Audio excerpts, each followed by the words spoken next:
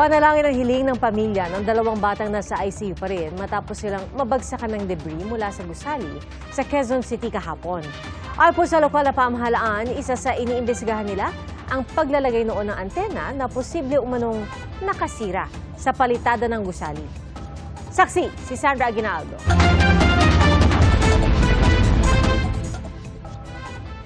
Naoperahan na pero critical pa rin ang kalagayan ni Carl Jayden Baldonado.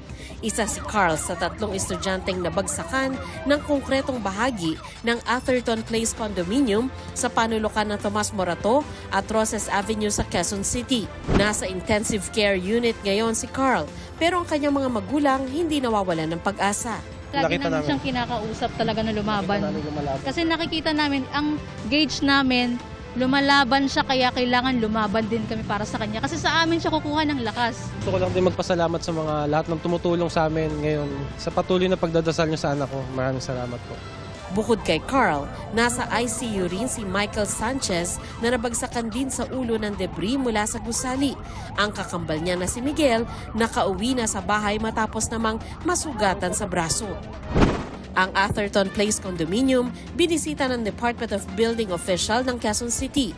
Patuloy raw ang investigasyon sa posibleng paglabag sa building code ng may-ari ng gusali.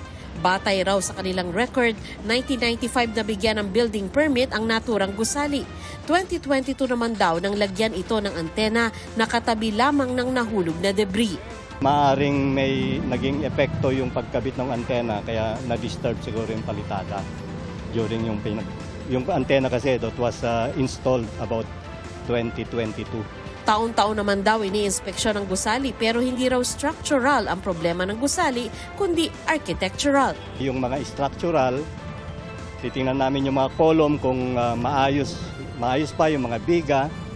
Meron din yung electrical components. Tinitingnan namin yung mga breakers nila kung hindi umiinit. So yun yung mga subject ng inspection. Pati mechanical, mga elevators, ini-inspection din namin. Unfortunately, ito kasi mga architectural to eh. So hindi kasama talaga sa inspection namin. Hindi rin daw nakapag-submit ng tao ng maintenance program ang pamunuan nito. Sinikap namin hinga ng panig ang Atherton pero walang humarap sa amin. Habang gumugulong ang investigasyon, rekomendasyon ng local government, palitan na nila yung palitada nila. Tsaka in the meantime, maglagay sila ng canopy.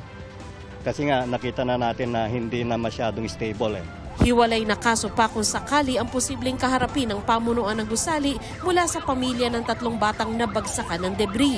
Pero ayon sa kanilang mga pamilya, tinututukan muna nila ang kalagayan ng mga bata. Kailangan pa po namin ng patuloy pong panalangin. Para sa GMA Integrated News, Sandra Aguinaldo, ang inyong saksi.